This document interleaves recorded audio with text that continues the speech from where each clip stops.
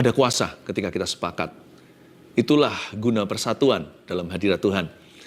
Anda berada di poros kehendak Allah, saya tahu detik ini kita berdoa bersama-sama ini adalah kehendak Tuhan. Dan satu hari di pelataran Tuhan lebih baik daripada 1000 hari tempat lain, ya kan? Mari kita sama-sama buka firman Tuhan, siapkan catatan. Kita akan belajar Alkitab hari ini dari 3 ayat saja. Mazmur 133, persaudaraan yang rukun di Alkitab kita, judulnya. Tapi saya kasih judul untuk episode ini, Kesana Tuhan perintahkan berkat, mengambil dari secuplik ayat. Kesana Tuhan perintahkan berkat. Sebenarnya cari berkat itu nggak susah ditemukan kalau alamat kita tepat. Ya kan, kalau kita tahu kemana Tuhan perintahkan berkat, kita ada di sana ya, kita dapat. Saya yakin kok, Anda dan saya sekarang ini, kita itu berada dalam hadirat Allah bersama-sama untuk berdoa saat teduh bersama. Ini adalah kehendak Allah. Tayang hari ini kan akhir pekan. Lebih baik berakhir pekan dengan Tuhan. Nanti kalau sudah tidak ditonton live-nya, yang susulan, kapanpun Anda menonton ini, saya tahu itu kairos atau waktu Tuhan. Ketahuilah bahwa Anda berada persis di poros kehendak Allah, berada di senternya. Jadi sesuatu akan terjadi, imani. Percaya bersama dengan saya, something will happen to you. Ini bukan motivasi, namanya ekspektasi. Iman itu apalagi kalau bukan expecting something of God. Mengharapkan sesuatu yang datangnya dari Tuhan, bukan dari dunia. Saya percaya Tuhan itu menyediakan sesuatu yang berharga buat kita semua ya. Mari kita baca sekarang, Mazmur 133, nyanyian ziarah Daud. Sungguh alangkah baiknya dan indahnya apabila saudara-saudara diam bersama dengan rukun. Seperti minyak yang baik di atas kepala meleleh ke janggut, yang meleleh ke janggut Harun dan ke leher jubahnya. Seperti embun gunung Hermon yang turun ke atas gunung-gunung Sion, sebab kesanalah Tuhan memerintahkan berkat, kehidupan untuk selama-lamanya. Pendek saja 3 ayat, tetapi sangat dalam. Dimulai dengan suatu kalimat nyanyian ziarah Daud, ini Daud yang buat. Sebenarnya Mazmur 133 ini adalah Mazmur Hebron. Ketika Daud masih di situ, dia masih berusaha mempersatukan seluruh bangsa Israel sejak zaman hakim-hakim dan Raja Saul yang memecah belahkan. Jadi Daud belum sukses ini ceritanya untuk mempersatukan dari Sabang sampai Merauke-nya Israel waktu itu. Suku-suku Israel masih saling berantem, masih saling berlawanan. Mereka belum akur, mereka belum sehati, belum setuju, apalagi sepakat. Saya bersyukur untuk keluarga saat teduh. Karena setiap kali kita berkumpul seperti ini, kenapa ada berkat korporat? Ada urapan bersama yang bisa dinikmati oleh individu lepas individu. Itu karena kita sama-sama menghampiri tata Allah. Bukankah Yesus berkata 2-3 orang berkumpul, dia ada di sana? Dan kita berapa orang yang kumpul sekarang ini? Waduh, hitung sendiri. Nggak bisa terhitung hanya oleh viewership. Bisa saja loh, satu screen atau satu gadget itu ditonton beberapa orang sekaligus jikalau bukan satu keluarga. Kita berapa orang ini? Bukannya kita beriman pada angka ya, bukannya kuasa itu terletak pada jumlah, bukan. Tapi kalau hati kita sama-sama sepakat, wow, betapa besarnya berkat yang disediakan Tuhan bagi umat percaya. Saya bersyukur untuk keluarga saat teduh. Dan kalau Anda punya pergumulan gini, Anda live ikut STB atau saat teduh bersama, saya tahu bahwa Anda sekalipun sendirian mungkin di rumah untuk menyaksikannya, tapi Anda nggak sendirian loh. Bukan hanya Roh Kudus ada di situ, tapi seluruh saudara seiman bersama denganmu dalam hadirat Allah. Menunya sama, terima firman-Nya, ya kan, menyembahnya air mata, ada yang berlutut angkat tangan, ada yang duduk berdiri, ada yang lagi setir mobil, ada yang lagi di mana. Anda di rumah sakit aja sebelum terjadi pembesukan, Anda sudah dibesuk oleh kehadiran Tuhan dan juga kehadiran umatnya yang bersama-sama dengan Anda saat ini sedang menyembah dan dengar firman Allah, sedang doa. Live chatnya pun masuk di komentar, doakan ini, doakan itu.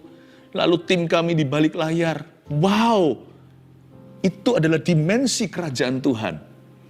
We are family, kita keluarga. Makanya dikatakan di ayat 1, sungguh alangkah baiknya dan indahnya. There is power in agreement, ya kan? Ya, the place of agreement is the place of power. Tempat sepakat adalah tempat kuasa, tempat sepakat adalah tempat berkat. Sungguh alangkah baiknya. How wonderful, how beautiful, alangkah indahnya. Apabila saudara-saudara diam bersama dengan rukun. Kita butuh atau perlu, kita membutuhkan saudara seiman. Kita nggak bisa sendirian, saya juga nggak bisa bertumbuh sendiri. Saya memerlukan keluarga rohani. Lebih dari sekedar sebuah komunitas iman.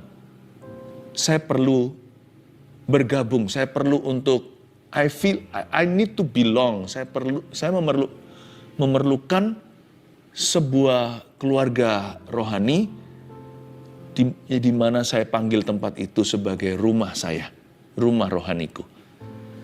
Saya bersyukur.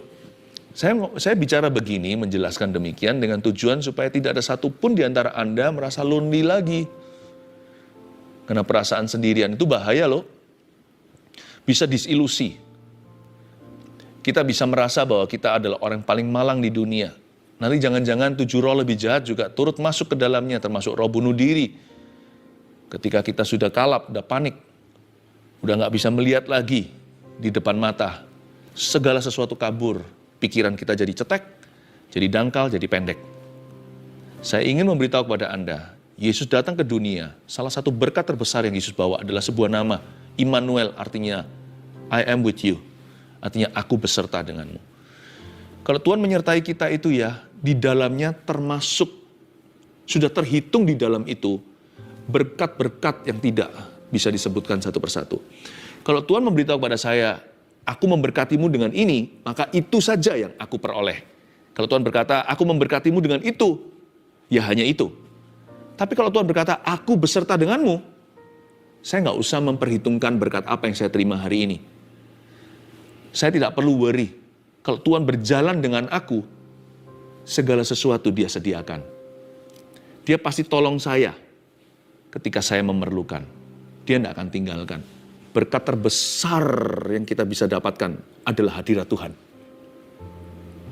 Kalau kita punya itu, kalau Tuhan berjalan bersama dengan dirimu dan diriku, udahlah, nggak usah bawa perbekalan. Nggak usah bawa 2 pasang sepatu, istilahnya. Ilustrasi saja, nggak usah bawa ekstra uang seperti murid-murid Yesus kalau diutus. I am with you, aku Immanuel. Udah, nggak usah bawa lebih dari 1 tongkat. Nggak usah ngepak barang terlalu berlebihan. Dimanapun kau berada, pekerja mendapat upahnya. Aku menyertaimu, aku Yehovah Jireh, aku yang menyediakan. Kalau Tuhan berjalan dengan Anda, segala sesuatu indah pada waktunya. Sungguh alangkah baiknya dan indahnya apabila saudara-saudara diam bersama dengan rukun. Salah satu berkat persatuan adalah hadirat Tuhan tentunya.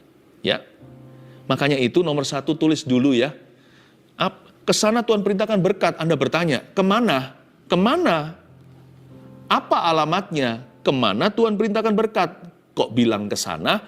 Kesana itu di mana? Saya jelaskan nomor 1 dari ayat pertama yang kita baca, sungguh alangkah baiknya dan indahnya apabila saudara-saudara diam bersama dengan rukun. Nomor 1, pastikan catat alamatnya supaya Anda tidak tersesat, supaya nggak tersasar nih. Nomor 1, hidup dalam kasih dan kedamaian itu mengundang hadirat Tuhan. Nah, ini alamat yang tepat untuk menemukan berkat. Pastikan Anda dan saya hidup dalam kasih setiap hari.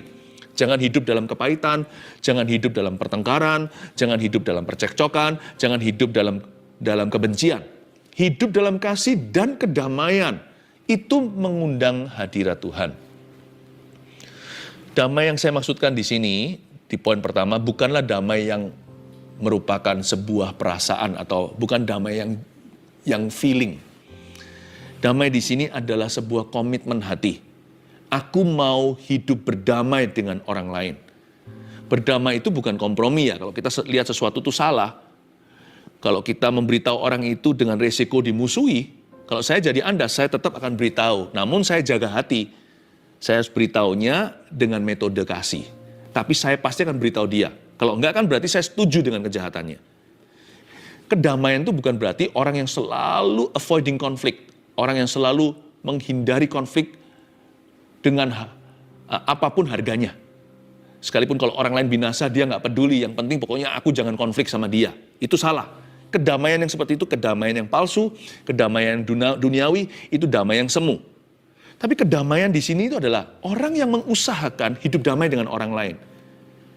Gimana caranya? Dia cari common ground, dia cari tempat yang kebersamaan.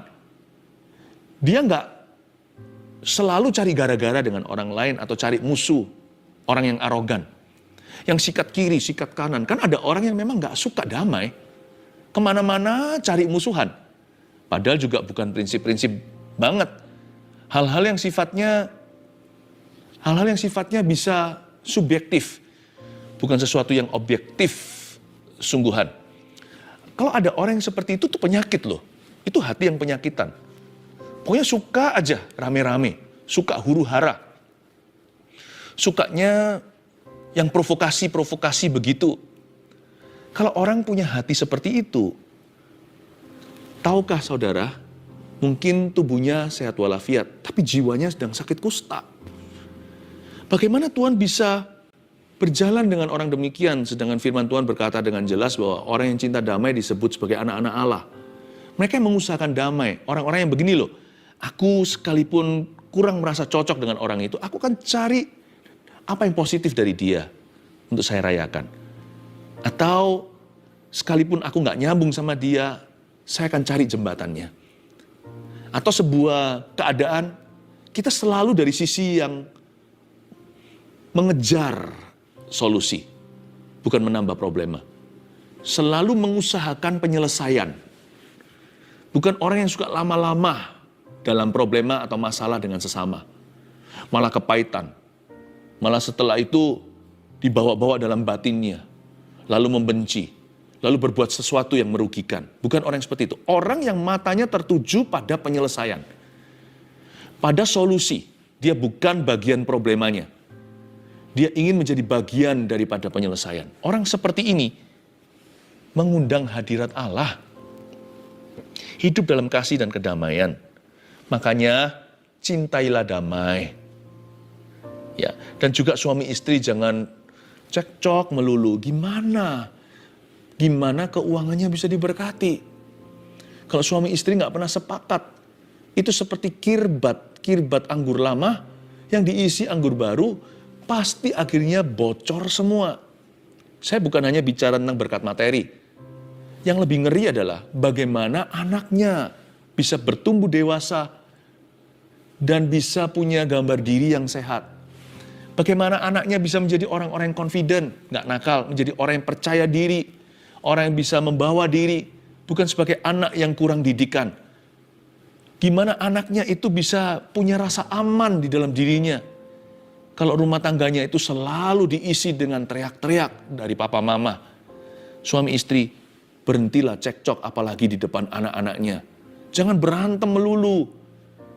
How can your family be blessed? Kalau orang hidup terus dalam pertengkaran, dia bukan mengundang hadirat Tuhan. Mengundang roh jahat, iya. Sebuah pesan profetik untuk Anda. Saya rasa ini menemplak seseorang dengan kasih. Terutama pasangan suami istri yang suka selalu bersilat kata, suka bantah-bantahan, suka perang. Hati-hati loh ya, jangan-jangan Anda membuka lebar pintu rumah Anda terhadap kutuk-kutuk, terhadap roh jahat di udara. Jangan-jangan anak Anda nanti akan dikorbankan oleh karena keegoisan Anda. Ayo cepat ditutup pintu itu, Tuhan berniat memberkatimu. Tapi alamatnya harus tepat, hidup dalam kasih. Apa susahnya ngalah? Udahlah gitu aja, nggak prinsip-prinsip. Nggak perlu dikit-dikit curhat, nggak perlu dikit-dikit melampiaskan. Nggak sukanya di mana. Bukankah Alkitab berkata di Amsal, orang yang gampang sekali menceritakan kekesalan hatinya, orang itu disebut orang yang bodoh. Bukan berarti kita pura-pura juga enggak. Seharusnya dari 100 masalah kita itu 75 diantaranya selesai sendiri di hati kita. 25 yang lainnya itu butuh konfrontasi dengan kasih, butuh komunikasi. Tapi 75 itu seharusnya selesai sendiri. Prejudisme, diskriminasi, perasaan keki atau perasaan perasaan kesel itu, perasaan nggak terima, gengsi, egonya kena kena sindir atau egonya kena iris. Harusnya gitu-gitu selesai sendiri kalau kita itu punya maturity atau kedewasaan rohani. Udahlah, apa susahnya ngalah sih?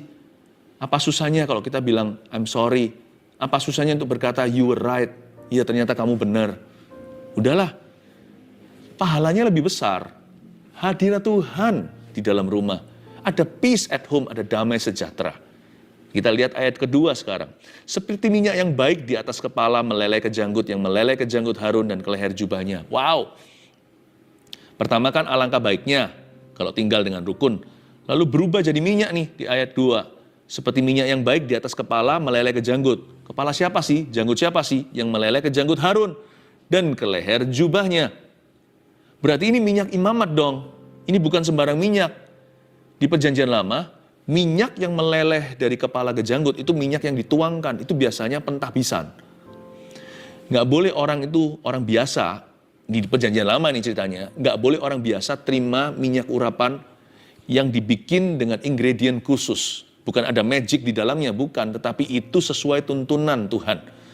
Sesuai instruksi yang diberikan kepada Musa. Itu minyak dikhususkan hanya untuk imamat.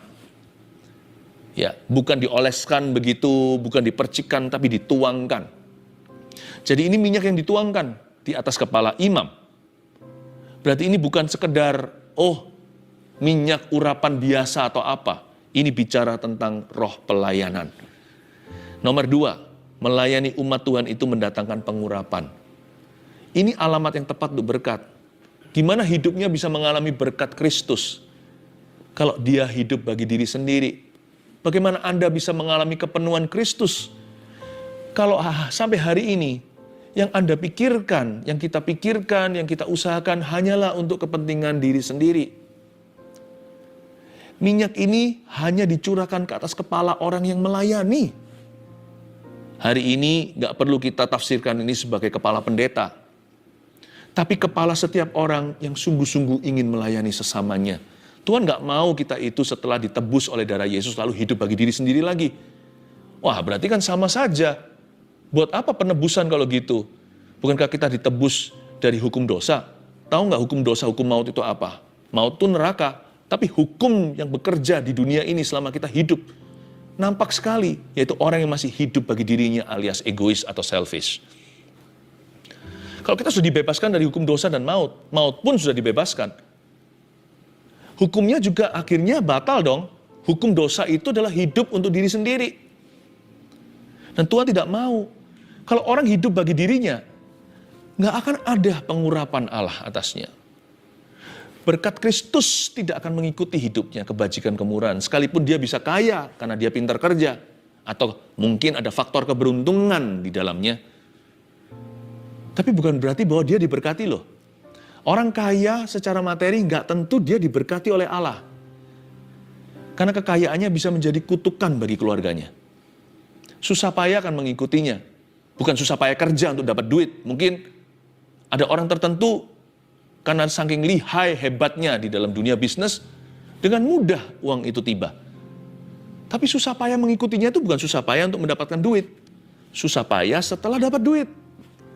Keluarganya nggak jadi lebih dekat sama Kristus, semakin rusak, mereka bukan semakin rukun, semakin akrab, mereka semakin menjauh, hubungannya semakin retak.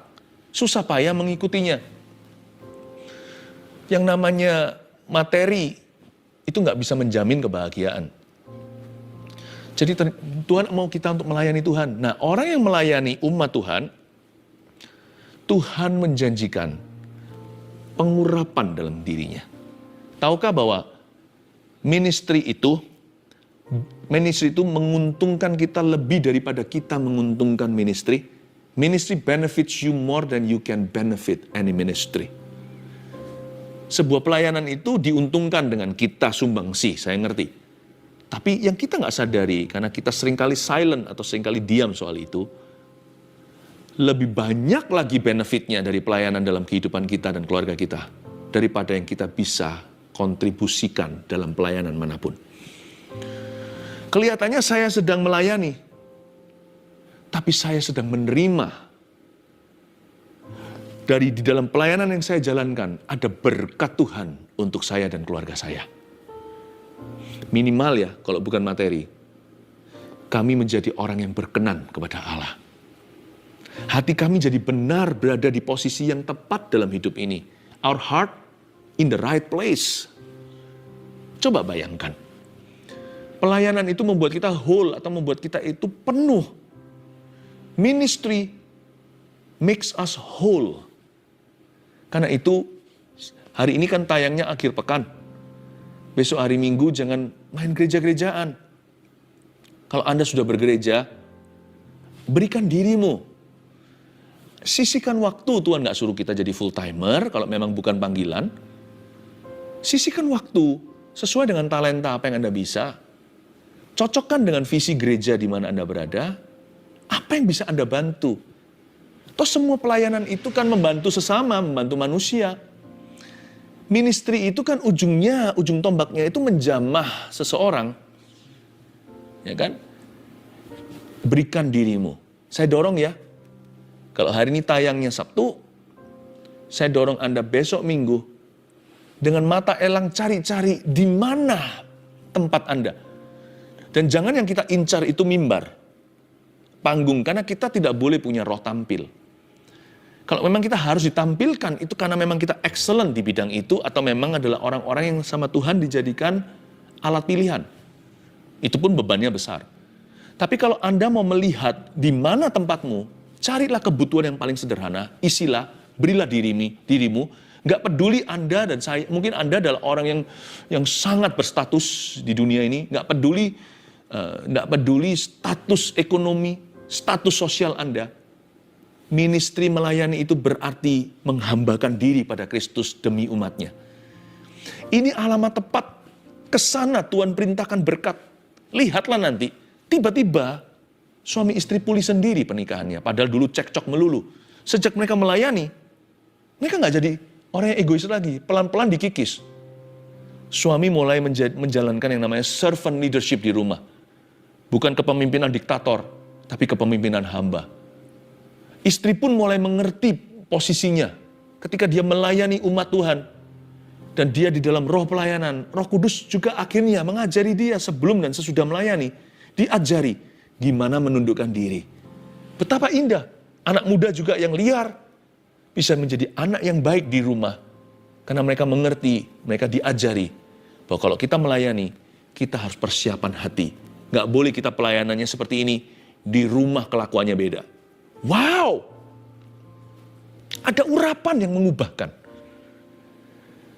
Dan nanti kita bawa spirit yang seperti itu, spirit pelayanan itu dalam tempat kerja kita. Tiba-tiba promosi terjadi. Why? Kenapa? Karena orang melihat etika Anda berbeda. Kejujuran pun mulai mendominasi. Yang dulunya suka bohong, suka menipu, atau suka sikut kanan kiri. Sekarang mulai ada roh takut akan Tuhan. Tentunya memang saya tahu dalam pelayanan orang juga bisa munafik sih. Tapi pelayanan kalau dijalankan dengan benar, besar benefitnya. Lebih gede benefit yang kita terima dari pelayanan kita jalankan daripada sumbangsi kita. Ya, ini catat alamat berkat. Melayani lebih sungguh. Tuhan telah melayani lebih dulu kepadaku. Melayani umat Tuhan itu mendatangkan pengurapan. Yang ketiga, seperti embun gunung Hermon yang turun ke atas gunung-gunung Sion. Sebab kesanalah Tuhan memerintahkan berkat kehidupan untuk selama-lamanya. Luar biasa ya, kalau kita itu hidup dalam kasih, hidup dalam kedamaian yang disengaja, nggak cari gara-gara. Lalu kalau kita itu memberi diri untuk melayani, nggak jadi orang Kristen biasa-biasa, nanti berkat Tuhan itu bisa komplikasi sendiri. Coba Anda lihat ya, seperti embun gunung Hermon yang turun ke atas gunung Sion. Titik tertinggi di Israel itu gunung Hermon di utara sana. Dan kalau dia lagi winter atau musim dingin bisa bersalju. Tempatnya skiing juga atau mereka itu olahraga musim dingin. Nah itu turun ke bawah, mulai sampai ke gunung-gunung Sion. Itu turun ke selatan lagi, itu sampai ke Laut Mati. Melalui sungai Yordan tentunya ya. Sungai Yordan itu kan panjang. Nah air gunung es itu sampai ke sungai Yordan jadi air dingin biasa. Lalu sampai ke Laut Mati, dia itu mengalami perubahan. Selama perjalanan dapat 850.000 ton garam atau mineral. Hingga mencapai titik terendah di dunia, yaitu Laut Mati di sebelah selatan Israel itu. Yang gajah pun kalau dicemplungkan ke sana itu mengapung ke permukaan. Saya pernah di sana berenang, lebih tepatnya bukan berenang sih, hanya mengambang. Kita nggak bisa berenang, nggak boleh masuk ke dalam. Itu asinnya luar biasa, mineralnya tinggi. Pernah sekali luka, saya sempat luka waktu membaptis orang di Sungai Yordan. Ya kan, itu lagi panas sekali, tanah batunya saya nggak pakai sandal. Pecah tanpa saya sadari, ternyata kaki saya, jempol kaki saya itu ada goresannya, retak, kena matahari. Saya masuk kemudian, untungnya besoknya kami akhirnya ke Laut Mati. Di Laut Mati, saya masuk ke sana, perih sekali, keluar, nutup loh luka basahnya. Karena mineralnya tinggi, menjadi punya nilai terapi. Itu luar biasa, ada healing virtue di dalamnya. Bukan supranatural, itu alami, scientifically. Nah, kok bisa ya? Di atas sana itu air es, sampai bawah air mineral. Di atas sana airnya di gunung. Air biasa, Anda jangan coba sekali-kali jalan di atasnya. Anda bukan Yesus, bisa tenggelam. Tetapi sampai di bawah, mobil tank pun kita lempar ke situ, mungkin saya berlebihan, itu bisa mengambang. Kok bisa ya? Komplikasi loh, berkat tak terduga. Dengan kata lain di ayat 3 ini. Kalau kita hidup dalam damai, dalam kedamaian, dalam kasih dan dalam kedamaian yang kita sengaja, kita melayani lebih sungguh. Nanti ya, ada banyak berkat yang Tuhan berikan. Dia perintahkan ke dalam hidupmu itu berkat yang tidak terduga, yang nggak bisa ditiru, nggak bisa diulangi lagi oleh orang lain. Satu-satunya untuk Anda dan keluarga Anda. Komplikasi indah. Nomor 3, berkat yang Tuhan perintahkan itu lengkap dan tahan lama. Makanya disebut di sini sebab kesanalah Tuhan memerintahkan apa? Berkat. Lalu kehidupan untuk selama-lamanya. Sudah berkat kehidupan lagi. Untuk selama-lamanya lagi. Apa maksudnya? Pokoknya. Kalau Tuhan melihat Anda hidup konsisten dalam kasih, hidup dalam kedamaian, melayani lebih sungguh. Berkat yang Tuhan berikan karena Dia perintahkan ke dalam hidupmu adalah berkat yang lengkap, susah payah tidak mengikutinya. Berkat yang penuh. Saya nggak bicara tentang otomatis kita itu akan diperkaya secara materi apa, bukan. But God knows what you need. Tuhan tahu apa yang Anda butuhkan. Bahkan Tuhan juga mempertimbangkan apa yang menjadi keinginan. Allahku akan mencukupkan dalam kemuliaannya dalam Kristus Yesus. Berkat yang Tuhan perintahkan itu lengkap. Nggak hanya lengkap, kehidupan untuk selama-lamanya, tahan lama. Ditutup backdoor-nya atau pintu belakang itu ditutup erat-erat. Berkat yang tiada kebocoran, yang bisa menjadi perjanjian turun-temurun ala Abraham, Ishak dan Yakub. Covenantal blessings, bukan hanya berkat yang hit and run, tabrak dan lari, berkat sekali-kali, tapi apapun yang Tuhan kasih dalam hidupmu ya, kalau itu keluar dari hidup dalam kasih dan damai, kalau itu keluar dari roh pelayanan yang sungguh-sungguh, lihat ya, apapun yang Tuhan berikan, itu nggak gampang menguap. Baik itu materi kayak atau bukan, nggak gampang lenyap. Berkat yang Tuhan kasih itu, kehidupan untuk selama-lamanya. Apapun yang Tuhan berikan pada Anda, sekalipun itu adalah berkat sementara di dunia, itu pun nggak gampang meninggalkan keluargamu. Itu bisa turun-temurun menjadi berkat perjanjian ala Abraham, Ishak, dan Yakub. Nggak seperti orang-orang dunia, cepat dapat, cepat lenyap. Tetapi anak-anak Tuhan, sekali dia dapat, talenta itu berkembang dari 1 menjadi 2, 2 menjadi 5, 5 menjadi 10. Karena Tuhan kalau memberikan berkat kepada kita itu sifatnya permanen, materi atau bukan. Makanya itu kalau Tuhan memberkati ayahnya, nanti lihat. Ayah ibu itu kalau hidup dalam damai yang diusahakan, cari solusi, penyelesaian, belajar untuk berkorban, belajar untuk memikul salib pribadinya supaya orang lain jangan pikul salibnya. Nanti lihat ya, anak-anaknya ke bawah, bukan hanya mereka yang diberkati, anak-anak mereka adalah keturunan yang diberkati. Semakin turun, semakin menjadi-jadi. Papanya pintar bisnis, tiba-tiba dari anaknya nanti muncul yang lebih pintar dari papanya. Atau bisa pintar hal-hal lain yang papa mamanya pun nggak punya bakat. Kadang-kadang semua orang jadi kaget, kakek neneknya pun bisa tidak mengerti. Loh kok bisa? Siapa di keluarga kita? Di pohon kehidupan, pohon keluarga family ini yang bisa, yang punya bakat demikian. Nggak ada. Tiba-tiba anak Anda korsleting sendiri oleh karena sorga. Bisa punya keahlian yang luar biasa, hampir-hampir ajaib di dalam keluarga Anda. Karena tidak ada orang yang pernah berbakat demikian sejak Adam dan Hawa di dalam family tree-mu. Komplikasi itu luar biasa nanti. Karena Tuhan berkata, berkat yang Tuhan perintahkan itu turun-temurun. Kehidupan untuk selama-lamanya. Amin. Ya, saya ulang lagi, ke sana Tuhan perintahkan berkat kemana aja? Terapkan ini dalam hidupmu. 1, hidup dalam kasih dan kedamaian itu mengundang hadirat Tuhan. 2, melayani umat Tuhan itu mendatangkan pengurapan. 3, berkat yang Tuhan perintahkan itu lengkap dan tahan lama. Haleluya. Mari kita nyanyi satu lagu ini. Kita set hati kita untuk melayani. Thank you Jesus.